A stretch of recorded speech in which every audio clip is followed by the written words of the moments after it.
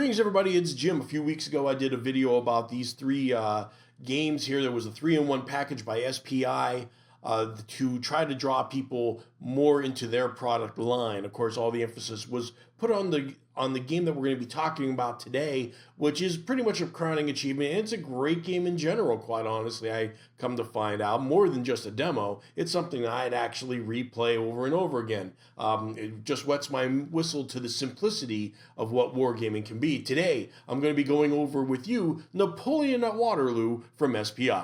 All right, so this game was made in 1971 and aptly named Napoleon at Waterloo. And of course, they got first dibs on that name. And of course, you know, how many games have come out about this battle in wargaming, right? So, I mean, it's very good for them to have always had that stable name. Everything else has got to be, try to be a little fancier. Even Columbia Games, with their award-winning game, Napoleon, subtitled The Waterloo Campaign 1815. And you'll notice if you see that cover, very, very teeny tiny small letters, so they can just say Napoleon. So everybody just calls it Napoleon. But ever since then, I can only imagine the marketing shenanigans that have to go through people's minds to try to make a new game, to make sure it doesn't sound like one of the others. One of the things I find funny about this scenario is, of course, it's really good, but it was made in 1971. And I swear I've seen this scenario in other games just rethemed or reskinned. As a matter of fact, the reason this came to my attention is because I just played One Page Bulger by Steve Jackson Games, you know, and it really seemed really familiar. You know, it was just before or after I played this one. I can't remember what, but it doesn't matter. It was close enough. The idea is the attacking force, in this case, Napoleon, is on the bottom in blue, and the Anglo-Allied forces, the defenders, are in red. Blue has to attack, destroy 40 points worth of the enemy, and get 7 units up out of the upper left-hand part of the map, as you can see with the little arrows up there. While the defending position really only has to destroy 40 points of the enemy and demoralize them. We'll get into demoralization in a little bit. But this scenario, I swear, was used in One Page Bulge in a different way, perhaps, and I'm sure I have seen it before. And the thing is, there's a temptation level here because this is an introductory game. So basically what's happening is blue, of course, is going to attack on the first turn as much as they can. They got to push, right? But the defenders, you know, after the first turn, there's a temptation. I've seen this in other games too, where they're put in a position where they could counterattack right away, but they probably shouldn't because you know, they're out in the open. You know, there's defensive. They're supposed to defend and make sure the blue doesn't get off the grid there. There are defenses that they can go into and get double strength points, which is, of course, astronomical. But if they're tempted to attack and counterattack right away, yeah, they'll bloody the noses of the defenders. But man, they got a lot more, and they even got reinforcements coming on the right-hand side in later turns. So they got to get to those defenses. So I think that's something that is like the learning curve of wargaming, and definitely the scenario.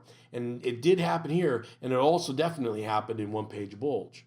There's 2 Kickstarters that are going to be starting up here. One of them is for Columbia Games, of course. They are having a major neoprene mat sale going on in a little bit. They're going to release some new ones, and they're bringing back some of the old ones that are out of print with this Kickstarter, trying to gather up all at once. And there's going to be some special deals if you get the map and the game. So if you've been on the fence for a game for a long time for one of their block war games, now's a great time because you can get the game and the map at a really nice price.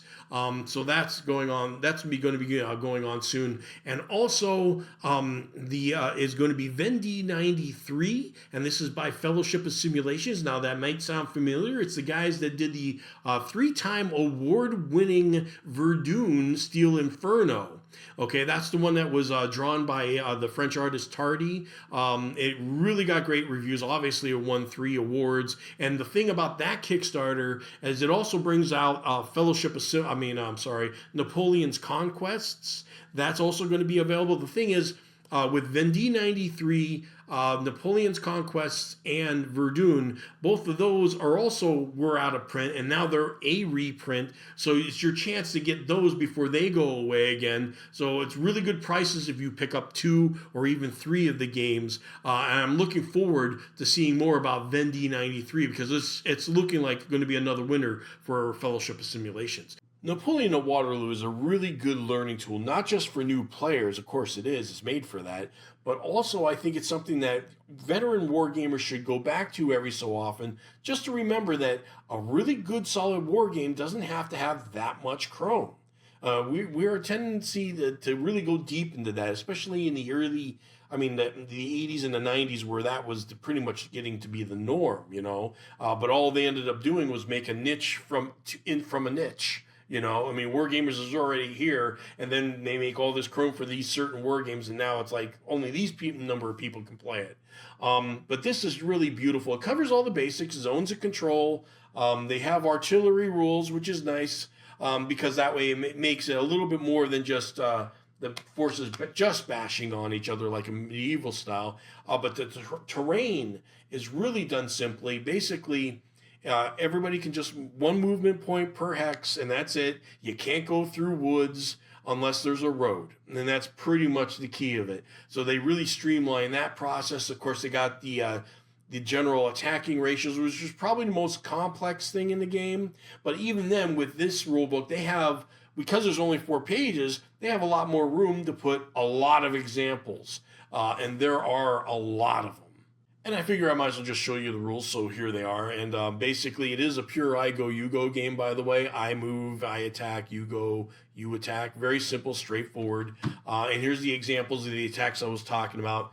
Very, very nicely done. And everything in this is actually quite well written. They don't leave a lot of ambiguity in there, if at all. Maybe that's also partially because there's not a lot of Chrome. It's all the basics. You know, I've talked before about how I almost think there should be a basic set of rules for wargaming, and they've done this before in SPI. Actually, they have like a series of games, and they say, well, like Gondor and Sauron, okay, for Lord of the Rings, those 2 games, they have a basic set of rules for each of those, and then they have a separate saying, here's what happens specifically in this battle. So, and they do it for other historical games too. I know they got a few others that do the same thing. They're usually set up in quadrants of 4 games that all use the same basic rules, and then they have their specialized rules. So I almost think that they should do that. Somebody should make that up for all the eras of wargaming. They should do it for World War II, would really be helpful. And if you know of one, what would you say is a game like Napoleon at Waterloo for World War II? What is the basic one? I don't think it's Panzerleader or Panzerblitz.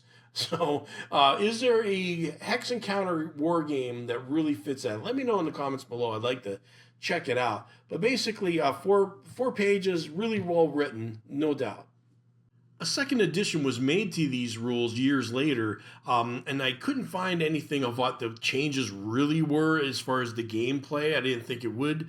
Maybe a wording difference, perhaps, but they don't go and say, which I think they should have done, just to make it easier. But one thing is very obvious is at the bottom, there is a new variant of the game called the Grouchy variant, or Gruchet variant, I don't know, totally being stereotypical on a French name there. If you know the way that's pronounced, please let me know in the comments below so I know. But the idea is it's a reinforcement variant where,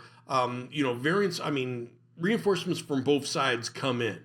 The difference is, though, when they come in, as opposed to the static way that's very predictable in the main game, here they could arrive at any time, depending on what you draw. Now, you could roll the die and just keep it secret, and that's the idea, you're keeping it secret, but they give chits out so you can make it a little bit easier, I suppose.